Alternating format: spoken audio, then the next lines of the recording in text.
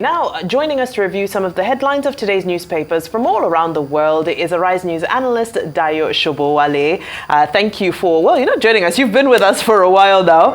And of course, Cynthia Are is with us. I should be introducing you. You're the one who is reviewing. But it's fine. It's fine. Formalities aside, let's stand on existing protocol and get into the newspaper review. Exactly.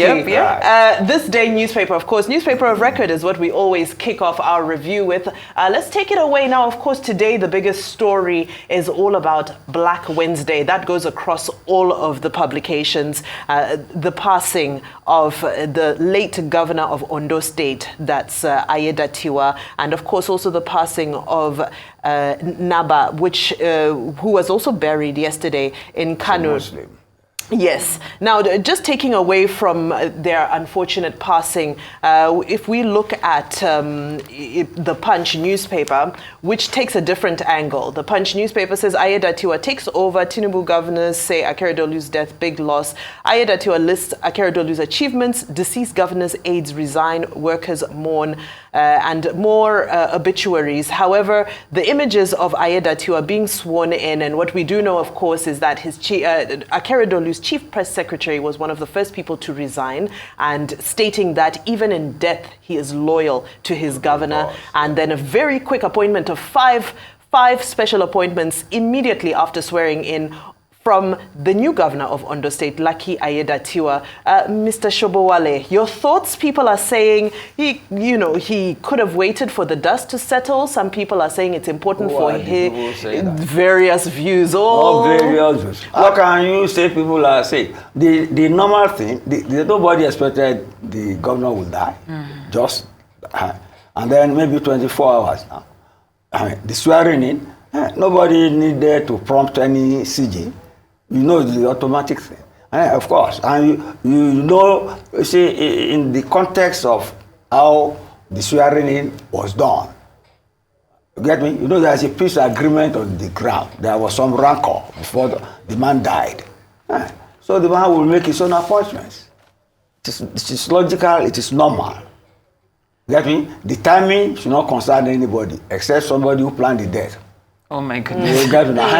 It is an automatic political situation. But we know that you're good at read meaning into it. We know you're good at predicting. So I'm going to ask you, what do you predict Aiyedatiwa's government is going to look? I'm a prophet. Yes, a little bit. What do you think is going to look? I think the peace will hold. The peace will hold, just as a mark of respect. You know, everybody fears death. Because you don't know whose turn it is. Everybody thought maybe because the former governor, the man who died, was a fighter. Yes, he was. A fighter in his lifetime. In fact, his durable legacy is the way he established the Amotekun. That's the Southwest Security outfit. And some people said maybe his trouble started from the way he stood by his desire to protect his people, even though the government does not allow local or state policing. In spite of that, as a lawyer, senior advocate of Nigeria, a president of the Bar Association, he was bold. So it's not somebody who will die and then you think it is. People out of respect for him will lay back. Get me? Will lay back politically and sheathe their sword until the funeral has been done and things like that. But you see, some people are in a hurry, like the man who said even in death. Yes, he's welcome to his thinking. But some things must fall in place once a leader leaves the stage. There can be no political vacuum or leadership vacuum. So that's what has happened. Well, I think all eyes will continue to be on Ondo State to see whether the so-called cabal that people referred to that was working to... I think all eyes should not be on Ondo State. Let people look elsewhere. There's enough trouble in Port Harcourt. We are talking of the northern hand. Just because somebody died, you say they should set their eyes on them. Okay. Let them look elsewhere and let the Ondo people breathe. Let them breathe. I like it. I like it.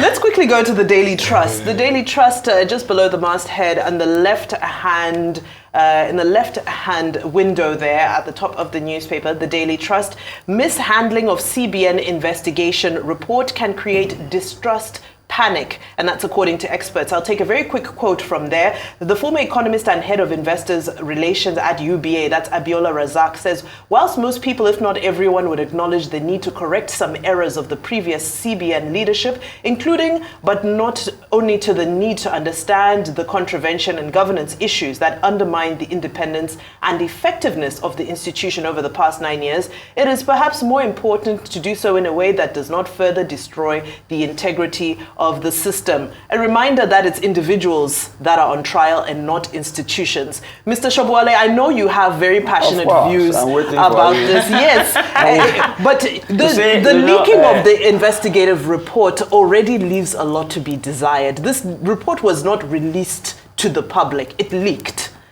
And this is why this statement is being shared and the concern from bankers. Or not. It's a government report. It is in the public domain. And the spokesman for the presidency has said that if it was in China, the former governor would have been shot. You get me? A spokesman of government cannot make a statement and you are talking of how it was leaked or not. It doesn't matter. It is in the public domain. You see, I don't mind what that speaker said, but it's in the banking industry. The person who spoke is from UBA. Yes. He is not the best person to say that. Because the banks have given us enough trouble as it is. Oh, yeah. You get me? And it's not in a position to say that. You get me? As Nigerians, we know that our sovereign banking reputation is in doubt because we have some things like that happening in our central bank. But it is still our business. We have not concealed it. We have not concealed it. We are battling it.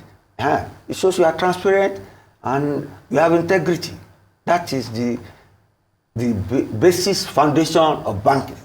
Trust, transparency, integrity. So you don't think this shakes confidence? Whose confidence? Investor confidence? No, she is talking of our reputation. It should not come from me. It's part of the mess. The banking industry is part of the mess. Get me? Because the central bank is the banker of the last resort for the banks.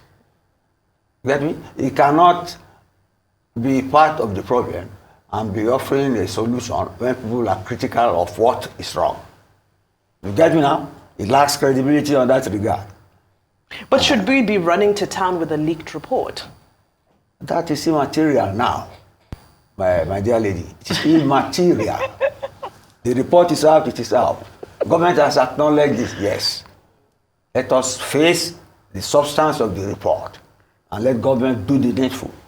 That's how it should be done. Sam? I was in the bar for 27 years, so I know what I'm saying. Yes. Okay, Mr. Shobowale, we'll let you have that one. Let's take some international. I can't argue with that. 27 years. Let's take a flight to London, shall we? The Times London. Let's look at the Times London, which has got two big stories on the front. The first being the image that we see there of Jacques Delors, who's there shaking hands with Margaret Thatcher. That's the former president of the European Commission, who clashed with Margaret Thatcher on the subject of European integration in the 1960s. He has died at the age of 98. So this gentleman helped to create the single market and laid the groundwork for the euro while in office from 1985 to 1995. Absolutely. Yeah, I knew you would have a lot to say on this, Mr. Shobwale. As we round up, will this man be remembered as a hero or as part of the problem that was created for European nations and the UK? Well, I can only talk in the context of Thatcherism, you get now, which was when laissez-faire capitalism, where you have less government.